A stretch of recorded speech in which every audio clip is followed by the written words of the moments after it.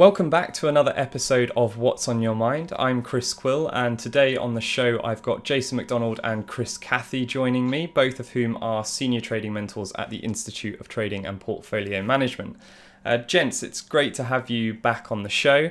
I'm really looking forward to hearing your views, considering the last sort of month or so we've had a bit of a higher level of volatility coming through in the stock markets, and there seems to be a little bit of a disparity as well, I would say, between economic fundamentals and markets as well. So Chris, let's get into it. What have you been thinking about over the last few weeks? The last time I did What's on Your Mind was about a month ago, so mid-July, and I was just sort of checking my notes and looking at a few different things, and we have seen some spectacularly large moves in different asset classes over the last month. Put it in context, so mid-July, US 10-year was yielding 2.1%. Now it's around about 1.6%. So we have a 0.5% reduction in the yield on the US 10-year, which is massive. This is huge. This is a huge move in the bond market, and this is not to be underestimated. We've had the German 10-year go from -0.25% to minus almost 0.75%, which again is a massive move, even more negative than it was. Now we're living in a world where if you're lending money to the German government, you have to pay to lend the money, which is absolutely crazy. How this all plays out, who knows? But we are in unprecedented times. The French government 10 years went from 0 to minus 0.4%. And along the way, we've had the Fed have cut rates by 25 basis points, which was priced in. Equity markets took it rather negatively because I think there was a whisper number of slightly higher. But the insurance cut and the recent comments from the Fed suggest that may be for the foreseeable future. I don't quite agree, but because the Fed funds futures market is looking at Fed funds around about 1% by the end of next year, so just after the Trump election. We've had a picking up in volatility, so the VIX spiked from the low teens up to around about 25. Now it seems to be settling around about sort of the mid to high teens. We've had a big move in gold, up 7% over the last month. Huge move in gold. And the one thing that really does concern me going forward, though, is we've had a big pickup in currency volatility. US dollar euro volatility has gone from around about 5 to around about 6, so around about a 20% move up in volatility on the euro. And we've had the pound, obviously more volatile, has gone from around about 5 to around about 10. Running it now, we've got the Brexit on October 31st. So you'd appreciate that the pound will be more volatile than the euro, but volatility on the pound has doubled over the last month. That's a big move. That's a big move in volatility. Just to quickly touch, we saw what happened in Argentina last week. Peso down 25%. After the first round of presidential elections, looks like the left-wing candidate's going to get in, but I wouldn't read too much into Argentina, the global economy, but it does make me nervous that we have seen a pickup in currency volatility in established currencies. And in my experience, when we see a pickup in volatility, typically after a 1 to 3 month time delay, we'll see a pickup in equity volatility. Over the last month, we've had sort of the trades that we've been talking about, so the huge outperformance of utilities, REITs, consumer staples, anything growth related, and cyclical has been hit hard. Kind of fits the profile of the potential end of an economic cycle in the US. And now we've had the inverted yield curve last week, which has been sort of anybody who hasn't seen that kind of must be living in a cave. But it does seem to me we're in a sort of positions of extreme. We've had big moves in different assets, and we have very much a consensus that the US is going into recession. So I think I've got a few ideas which I'll touch on later on, but I think we're in a position where we're in a world where things are changing very, very quickly and not in small size. What do you think, Jason? Yeah, I mean, I think I've said before on What's on Your Mind episodes earlier on in the year that, picking up on what you've been saying about the bond markets globally, but obviously now particularly in the US, the different asset classes have been giving us, they should be pointing to the same conclusion, but they're not, because as you've said, you've seen a massive reduction in rates and bond yields getting crushed. I think that the 30-year went to a record low last week, which is incredible, given where some commentators think we are. But you've got the bond market obviously going through the roof. equities still actually near all-time highs. They're actually now, you know, as you say, there's been a lot of volatility, but in terms of the levels where we're at, we're still kind of nudging up against all-time highs. But gold has had a massive rally, as you've said. So these things don't necessarily point to the same conclusion. So it's kind of, in my mind, it's a question of, well, who are you backing? Do you think the bond market's right, or do you think the equity market is right? Because somewhere along the line, you know, there's a bit of a mismatch. So I think it's fairly, dare I say, mainstream now that, you know, everyone is kind of agreeing the PMIs globally, universally, are pretty weak. Even now in the US, we're actually starting to see the PMIs. And I think more worryingly for the US as well, we've got services, which was previously strong, now coming back down, you know, towards barely kind of expansionary levels. Still expansionary, but definitely, you know, on the wane. I think even, you know, you've seen US home sales continue to fall, notwithstanding what we've seen with mortgage rates coming lower, which is not a great sign. And then, of course, you know, we've got the perennial sick dog of the world, which is Europe, and you've even got ECB council members now. They're worried more about inflation becoming deflation than they are about the awful growth picture. And I think they should be, because, you know, not for the first time, people are probably asking the question, well, is Europe going to go the same way as Japan and actually experience deflation? And when you think about it, yes, bond yields are getting crushed. However, if inflation's coming down, that actually means that real interest rates, in other words, interest rates taking into account inflation, are actually going up at a time when leading indicators are going down. That's not good timing. So I think the problem is whether we become, you know, everyone is essentially saying the same thing. So are we getting a bit too consensual here? So I'm going to sort of play a little bit of devil's advocate, but I'm playing devil's advocate here. To be clear, you know, the counter argument is that, well, the reason why equities are still strong is because there's obviously still a positive carry to own equities relative to either very low or negative interest rates. So if earnings, and this is a big if earnings are stable or forecast to keep rising, then, you know, that should sustain dividend yields and make equities still relatively attractive. Now, of course, the problem is, well, you know, the big caveat is as long as we don't get a recession. And I think, you know, increasingly people are becoming fearful of that, including possibly in the US. So I think we've heard this phrase, bad news is good news, quite a bit, which is, you know, because if you look at it at the moment, the main propeller here is is easing central banks around the world, particularly obviously the Fed being the most important one. And the interpretation has kind of been, you know, when we get bad economic news, that's actually good news for asset classes, but particularly for equities, because it means the Fed will be easier and more dovish. As you said, well, it could be that actually the way they see it is that they've just made an insurance cut rather than they are starting a pathway to, you know, continued easing. I agree with you. I think they may have got that wrong if that is actually what they're doing. But the question for me is actually, well, when does bad news actually start becoming bad news? Which is, you know, so when do people start to think, well, actually, you know, the reason why we might see central banks around the world easing is actually because the fundamentals are getting pretty bad. And there was on that subject, there was a Morgan Stanley report out earlier this week, and they're looking at the leading indicators. And essentially, you know, it doesn't matter which one you pick, you know, look at the global PMI manufacturing index, the developed market manufacturing PMIs, emerging market manufacturing PMIs, US ISM manufacturing, US ISM manufacturing new orders. You know, we all, everything, literally every single area, global, US, Europe, and Asia, all the leading indicators are indicating worse than they were in 2007, which I think is pretty sobering stuff. So, but as I say, you know, I think we're not exactly saying anything that that people aren't discussing at the moment. No. But I think, But nonetheless, like you said, Jason, just a bit. Like you said, the equity markets or the S&P is close to an all-time high. So something doesn't make sense, doesn't it? Yeah, something's got to give, as they say. Yeah. There was also.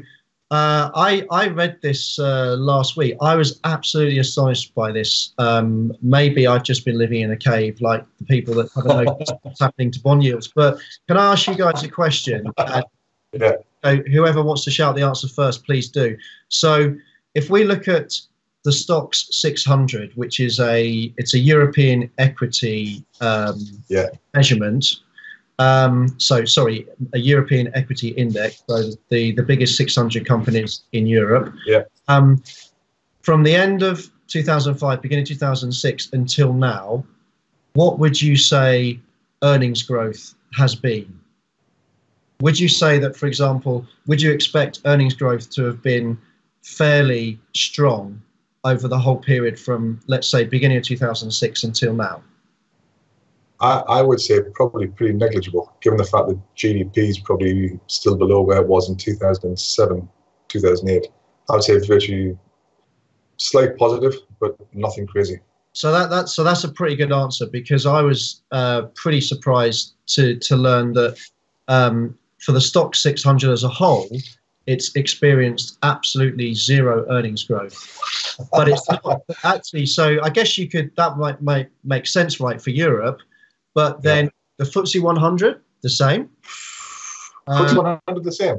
Well, actually, that would make sense, because, I mean, if you look at the UK GDP now compared to what it was before the financial crisis, it's still probably around about the same. Maybe slightly up, slightly down, but same sort of ballpark. Okay, let's try another one. MSCI Global. So the MSCI World X the US. X the US. Yeah. Well, that's going to be very much driven by China, I guess, isn't it? China and India. So that'd be probably 25%. Okay. And then MSCI Emerging Markets. Oh, I would say that's probably less, but more than Europe. But you would expect to have seen some earnings growth. Yes. In aggregate. I mean, yes. So of course you know where I'm leading to here, because I'm not exactly. Yeah. I've not exactly made it a mystery, but it's across all of those indices. So the Stock 600, the FTSE 100, the MSCI Global ex-US, the MSCI Emerging Markets, they've all essentially exhibited zero earnings growth since the beginning of 2006 until now. And so for those people that aren't, necessarily versed in stock markets and finance, you would be sat there scratching your head asking, well, how come, markets have gone up as much as they've gone up, or gone up at all? Because isn't that what propels stock markets? Well, it's because of dividends and the payout ratio. So the payout ratio, as we know, is the ratio of earnings or income that companies pay out to their shareholders, either in the form of dividends or share buybacks. So, for example, the FTSE 100 payout ratio has gone from 43% in 2005 to 70% today.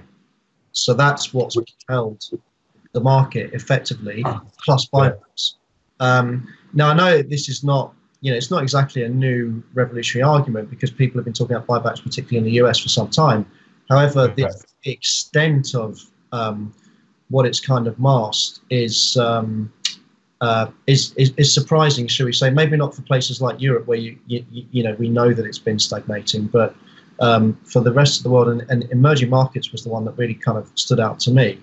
And I think, you mentioned GDP growth. Well, yeah, absolutely. So if we look at what's happened to productivity growth, everywhere globally, productivity growth has essentially ground to a halt. So I think even in the US now, we've got annual productivity growth, which is the slowest since the beginning of the Industrial Revolution, which is, and, we've had, in terms of the last decade, it's 0.5% for the whole of the European area in terms of annual productivity growth. No prizes for guessing. This century, Italy's actually gone backwards. They're productivity growth. So, of course, if we think about that, well, yeah, it kind of makes sense, doesn't it? We've got productivity flatlining, and we've had anemic GDP growth. So what's been propelling stock markets? Zero interest rates. Yeah, interest rates, debt, buybacks, and payout ratio. So, that's a pretty good point, because we now essentially sit with a global economy that's more levered than ever, with the lowest interest rates since, I love this, I love saying this, since debt was invented. With productivity at pre-industrial revolution growth rates. So that sounds to me like a car crash waiting to happen. Obviously I'm talking, this is not in the next week, so we don't have to end our summer holidays today. This is good too. Yeah, so I was pretty much amazed by that. And so I'll just complete the picture with the S&P, because obviously we look to the US as being kind of the bright part of the global economy, or it has been, at least until quite recently, and it still stands out as an outperformer clearly. So we know that EBITDA is different from earnings per share. So EBITDA is a measurement of companies' overall profits as opposed to earnings per share. So, not surprisingly, for the whole of the S&P 500 since the end of 2005, EBITDA has risen a lot more slowly than earnings per share. So and again, the S&P has got a much better annualized return, which has been driven by dividends and buybacks. Now, this is an interesting one. The payout ratio in the US has gone from 74%. So we're at 70% today in the FTSE 100. Back in 2006, the S&P 500 payout ratio was 74%. It's now 100%. So the way that you can increase that clearly in the short term is if the debt markets will allow you to increase your leverage. And which, to be fair, they may well be prepared to do in the short term. But what about if we're entering a recession? I think, that's when all bets are off, right? And the only way that you can get around then those massive debt levels is clearly either defaults and or inflation. And we've talked about inflation, earlier on. So, well, Jason, like you said, deflation seems to be more of a bigger risk, especially the implications for real interest rates. Highly leveraged with real interest rates going up, that is an absolute disaster. It could make 2009 look like just a blip. Well, this is the scary thing, isn't it? Yeah. And both of us having been around in 2009, we know how scary that became. So actually 2000 really, but early 2000. Yeah. So that was I suppose that was really what was on my mind from a macro perspective. I've got a short idea, surprise, surprise. However, it's the watch list rather than executing it now. So I know that you've got some ideas that you're thinking about that we execute now. So maybe we talk about those first, and then I can talk about my short idea, which is on the watch list. Yeah. Okay. Cool. Well, it may sound a little bit crazy given the information that Jason just supplied, which, the leading indicators, the economic fundamentals, all seem to be pointing in the same direction. However, right here, right now, there's two things that make me nervous about being too short. Well, three things, really. First of all is the price action of the equity markets. Yes, we've had a correction over the last, but not even a correction, we've had a sort of pullback in the S&P over the last few weeks, and we sort of seem to be grinding back to an all-time high. So the price action is not particularly bearish. That's one thing. We always got to respect the price action. Yeah. Second thing is that we have clearly a consensus. The number of stuff I've heard about the inverted yield curve, upcoming US recession. Come on. If that is not the consensus, and actually we talked offline about the most recent investor surveys, which are universally bearish. Now you've got a consensus, you've got price action, and you've got the fact that the whole world seems to be ready to go into recession, almost willing the world to go into recession. Now, it seems to me that right here, right now, without we talk about pain trades in the Institute, but the pain trade would be a rally in the S&P. Now, if the S&P rallied, I think that is going to cause a hell of a lot of pain, not just to outright shorts, but to underweights, which have been on an institutional level, have been reducing equity exposure. I think the pain trade here is a rally to new highs, almost a blow off top in the S&P. Now, I would say that this is a contrarian trade. Let's call it a shorter term trade. So I would say that a trade that I am looking to do, sort of just buy some calls in high quality tech names which have delivered earnings. These are not long term fundamental plays. I'm talking about companies that have delivered on earnings, on consistent, high performing, outperforming companies. 3 names that stick out to me would be Intel, Microsoft, and Comcast. And I'm talking about sort of either end of September or end of October, 2 to 3% out of the money. So like Intel 48 calls expire 20th of September, you can buy them for $1. Microsoft 140 calls, same expiration, you buy them for just short of $3. Comcast, you buy 45 calls for around about sort of 60 cents. Now, these are buy the calls because I do think volatility will stay elevated. There is a risk on obviously the rally of volatility will come down, but I don't think we're going to have a collapse of volatility. But I think also because your downside is limited. You buy the calls, you ride the trade for a month or two, and then you see where it takes out. Now, that is a sort of contrarian pain trade, which for maybe 5 or 10% of your portfolio, I would suggest that you maybe want to look at that sort of trade structure right here, right now. Now, given what Jason said, I totally agree with that, but I think that, and also as I mentioned before, that we've seen a pickup in currency volatility, which is usually going to have a longer term effect on equities. I would say that any sell-off in volatility, look to buy SPY puts in either December 2019 or January 2020. That's the way I would be trading the market right here, right now. Yeah, I think you made that is such a good point because, universally we look around the place and all the commentary is essentially talking about these well-flagged economic leading indicators. It is so consensual, and if you look at the most recent investor surveys, they're all investors are pretty bearish, and that means they're positioned bearishly. So as you say, it doesn't mean they're necessarily outright short because a lot of these people are long only, but it means that they're most likely underweight. And Exactly. so when you've got so much agreement, even if the fundamental picture does look the way that it does, which is clear, and there are reasons why the bond market has gone through the roof, when everybody is saying the same thing and it's all pointing in the same direction, makes me nervous. Times have we seen it where actually the market does the opposite thing. Absolutely. And that is the definition of a pain trade. So I'm in complete agreement with that. And I think that, it's okay. As we know, it's always a bit tricky to time the market.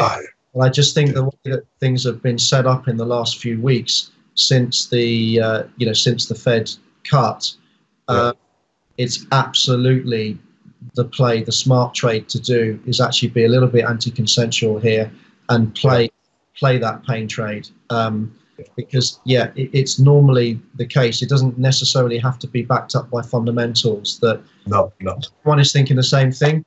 It's not a case of I must always do the opposite, but it often works out that way. Absolutely. This could be a clear case of that. Let's reverse it here. If you had no positions on, would you want to be going and buying gold now? Would you want to be going and getting? Absolutely. You don't have US bonds already. Do you want to go and buy some? Yeah, I mean, that's crazy. Would you initiate a long position in the US government bond right here, right now? Well, you'd be crazy to. Not saying it can't go higher, but you'd be absolutely crazy to initiate a position. Yeah, exactly. And as you say, 7%, okay, it doesn't sound big in normal terms, but in terms of gold, that is a big move in a period as well.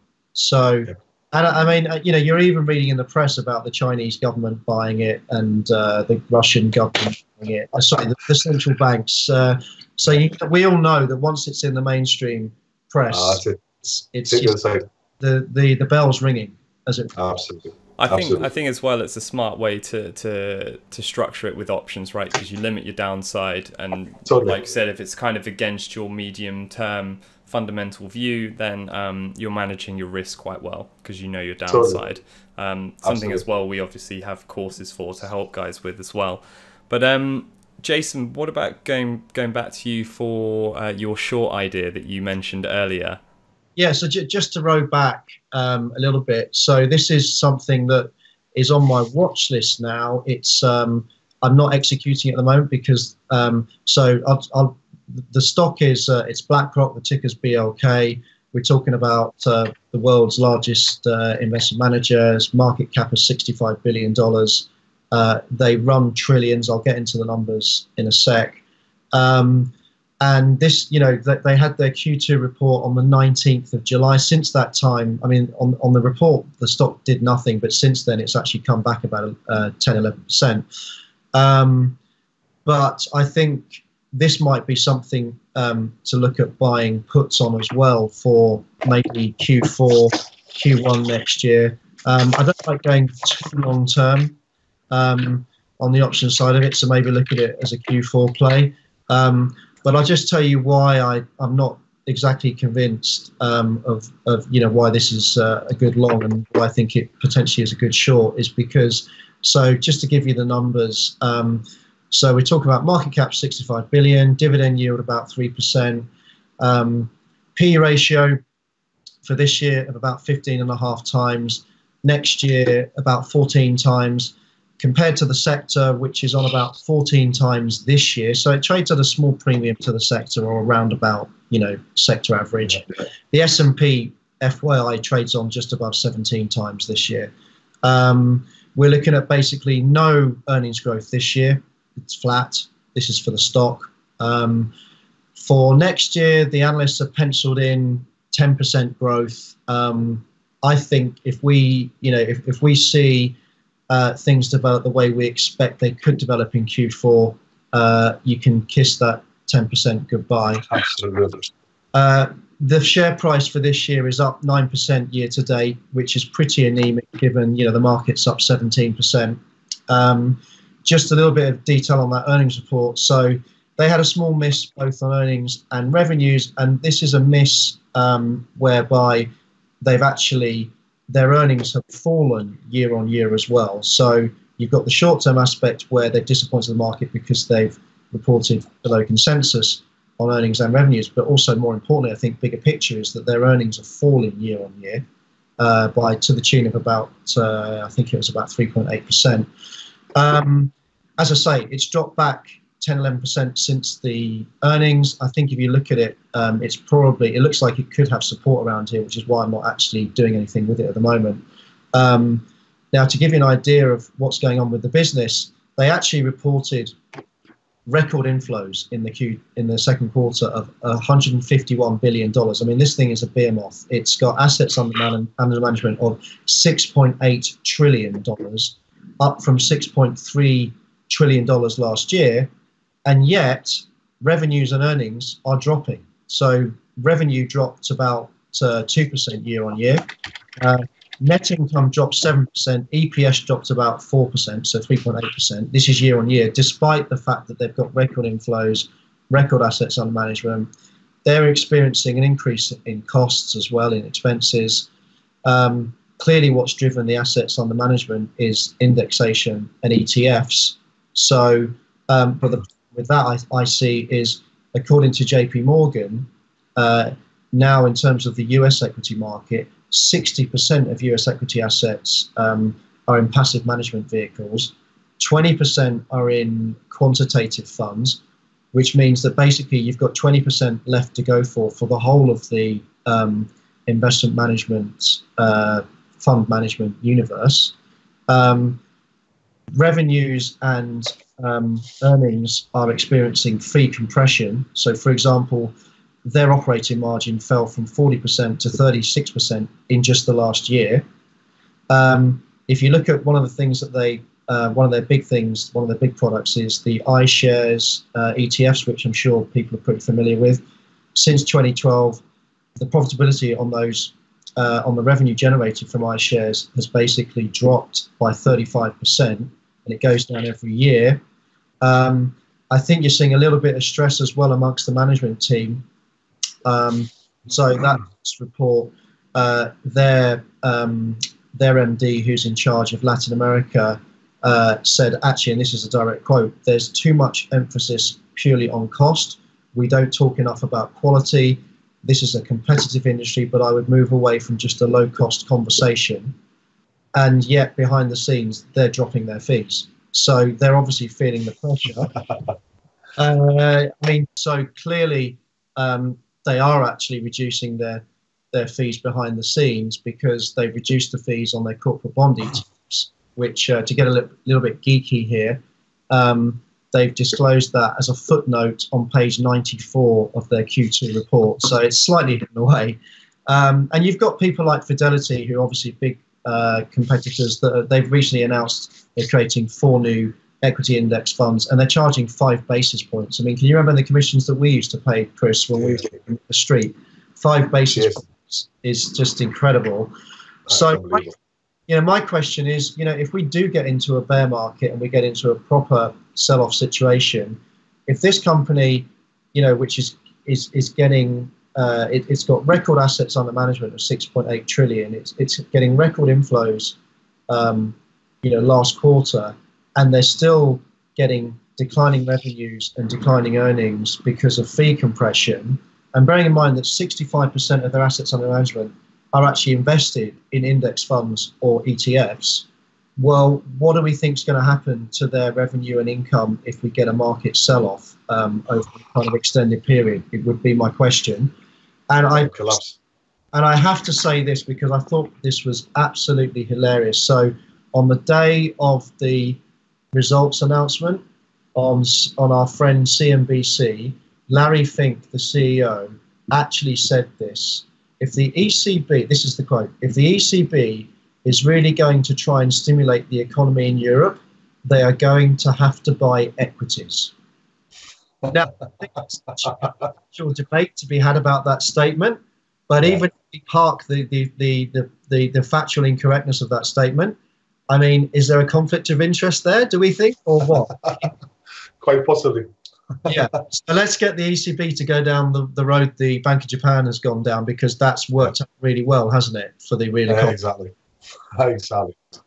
Anyway, so yeah, that was my idea. That's what's on my watch list. It's just gone on my watch list. So yeah, I think buying some puts for the Q4 might be actually the play. That sounds like a trade, something to put on over the next maybe 4 to 6 weeks or something. Yeah. Great stuff. Well, I think we'll leave it there. We just about run out of time for this episode. But thanks, guys, for coming on, as always, sharing your views with us today. Now, for all you guys watching, if you're enjoying this content that we put on What's on Your Mind and you're looking to learn a bit more, you can head over to our website, itpm.com. We've got lots more educational resources up there ready for you guys to have a look at. And a couple of things I just want to mention specifically. We've just started hosting online webinars at ITPM, so you can get a list of those on our website. I believe the next public one that we're doing is on the 28th of August, called What Sets Apart the Best and Worst Retail Traders.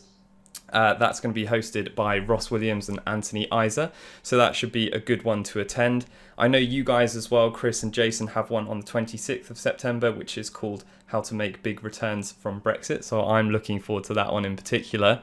And another one worth mentioning as well, actually, something a bit different that we're doing, is that we're hosting a private webinar for only our alumni students, and that's coming up on the 14th of September. So for any of you that are alumni, meaning that you've taken one of our courses before, then you can attend that event as well. All of those are listed on our website. I'll also put some links below the YouTube video here, so you can find them there if you don't find them on the website. But anyway, that's all for this episode. I hope you guys enjoyed the show, and make sure you join us next time for another episode of What's on Your Mind.